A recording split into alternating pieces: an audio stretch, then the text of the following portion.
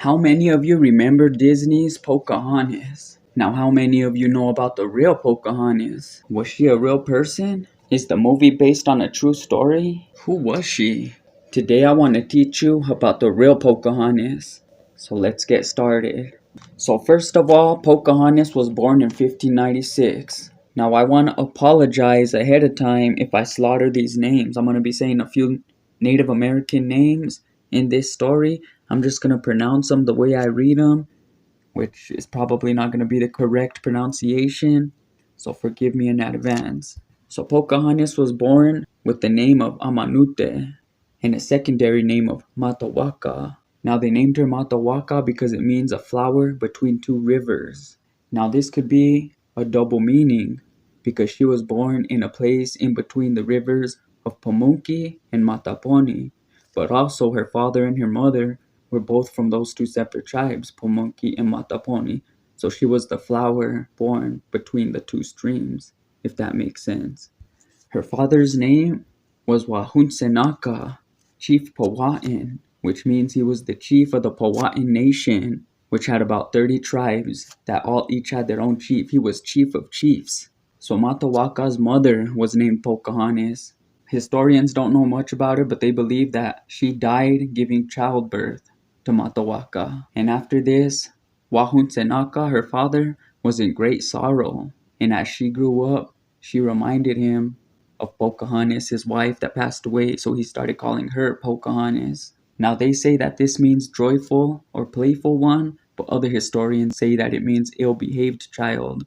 So Pocahontas was her nickname that her father gave her since she reminded him so much of her mother. So she was the princess of the Powhatan Nation, which had about 25,000 people and 30 different tribes. So Pocahontas and her father lived in a village called Wero Wokomoko, or something like that. This was the capital of the Powhatan Nation. Now the English arrived in 1607 and they built their settlement of Jamestown, which is in the Powhatan Nation's territory. That winter, Captain John Smith, so if you guys have seen the Disney movie, you've seen that blonde guy, the one that they make the hero on the movie, the one that they make fall in love with Pocahontas. Well, let me tell you right now, that couldn't be true. She was only 11 at the time and he was 27, so come on. Secret love in the forest with a little girl. First of all, I don't think Chief Wahunsenaka would have let his daughter go down like that. And second of all, I don't think Pocahontas would go down like that. Disney based his movie off of a later chronicle that John Smith had wrote when he was an older man. And he wrote that he fell in love with Pocahontas, that she saved his life a couple times. But none of that is true. Spoiler alert. So that winter, Captain John Smith went exploring into the woods and he was captured because he ran into a hunting party of Native Americans. Now this was Chief Powhatan's brother, and this name I know I can't pronounce. I'm going to try to read it because it's a hard name. Now it's Opekkan Kanaf. I don't know if I pronounced that right, but I'll put the spelling here. Well, that's Chief Wahunsenaka's brother. He captured John Smith and he took him from village to village of all the Powhatan tribes to show them that John Smith was just a human and that the English were just humans like they were.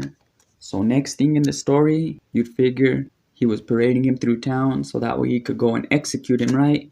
Wrong. The Powhatan people had a strong policy of always choosing peace over war. So Wahunsenaka wanted peace with the English. So when John Smith was brought to the capital city, Wero Wokomoko, Chief Powhatan Wahunsenaka had a ceremony where they initiated John Smith and the English into the Powhatan Nation. Now the reason he did this was to solidify the peace and to show the English that he wanted peace.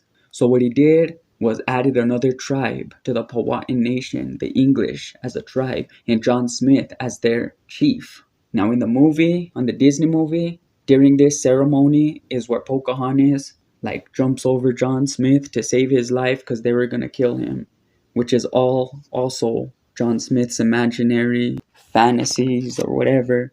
But this didn't happen because the people of the Powhatan tribe today will even tell you that kids can't be allowed at no ceremonies no matter what, not even a princess. So Pocahontas wouldn't have even been present, first of all. And second of all, his life wouldn't have even been in danger because he was being initiated into the tribe. He was being shown love.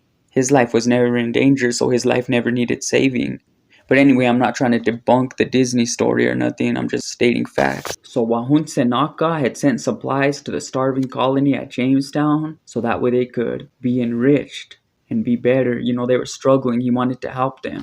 That year, the natives even taught them how to farm tobacco, which is a cash crop. They taught them different farming methods, they sent them supplies, they took care of them. Wahun Senaka even moved the settlers to another place from Jamestown, a better place, closer to their village. Now, this is another hard one to say, so I'm gonna read it. The place was called Kapahawasik on the York River. So the natives not only helped the settlers to survive, they helped them to thrive. But of course, the English just took it for granted.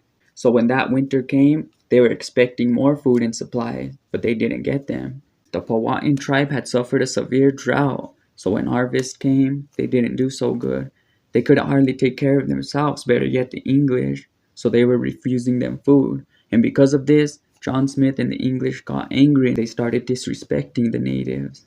John Smith was known for raiding and violating villages, taking people's food and doing whatever he wanted. So the chief finally got fed up with it and he decided to trick John Smith. So he sent word to him and told him that if he brings guns, swords, copper, hens, beans, and a grindstone, that he would fill his whole ship up with corn. So John Smith and his men went to Powhatan to make the exchange, but it didn't happen. That night, John Smith ended up having a bad feeling or getting word or something, and he ran. So later he writes in his false chronicles that Pocahontas came to him, snuck to his camp in the middle of the night and warned him that her father was going to kill him. Come on.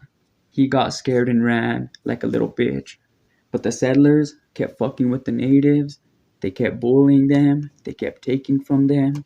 Chief Powhatan couldn't stand it. Wahun Senaka moved his village further away from Jamestown.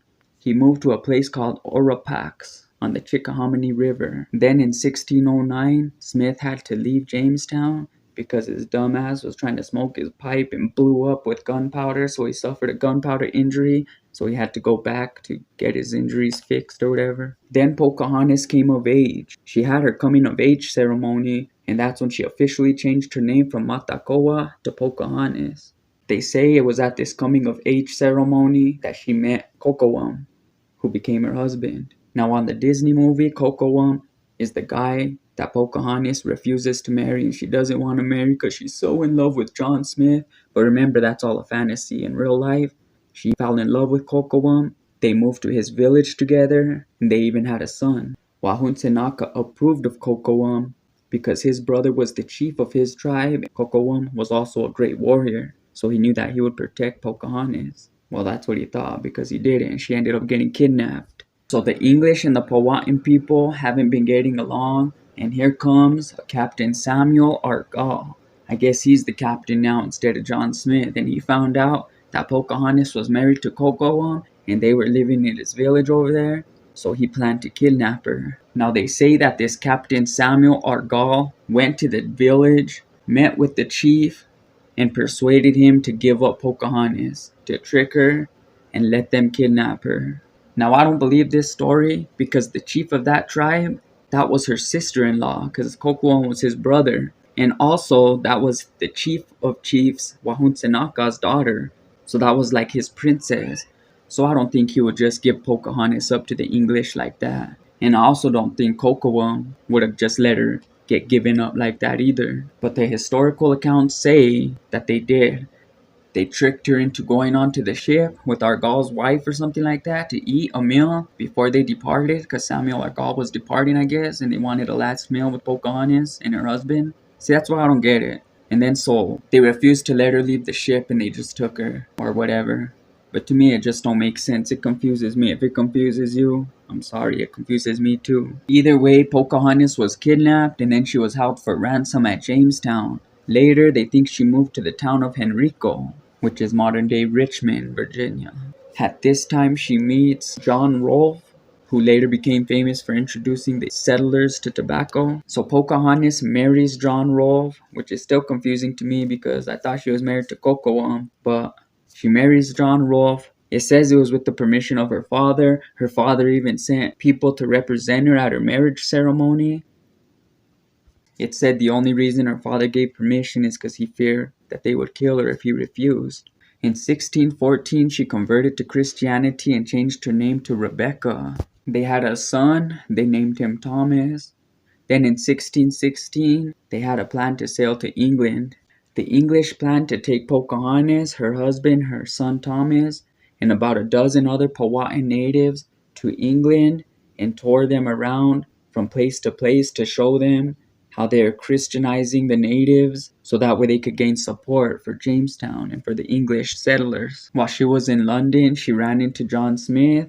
They said that she got into like a fight with him, reprimanding him for turning on them, for being disloyal to her father. While she was in London, she attended a masquerade where she dined with King James I and Queen Anne of England. Now that was the King and Queen of England, so Pocahontas actually got to meet the King and Queen anyway. So in 1617, Pocahontas finally wanted to return home to Virginia. So she decided to return home. She even packed all her bags. They were on the ship. They were traveling down the Thames River when she got seriously sick. So they had to pull ashore to a town called Gravesend, and that's where she died.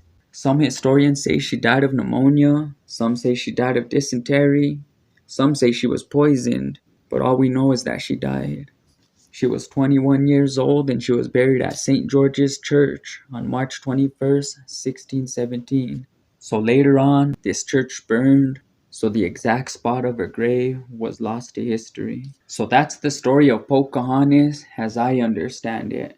I hope you learned something new. This is Tragedy. Thank you for watching. I'm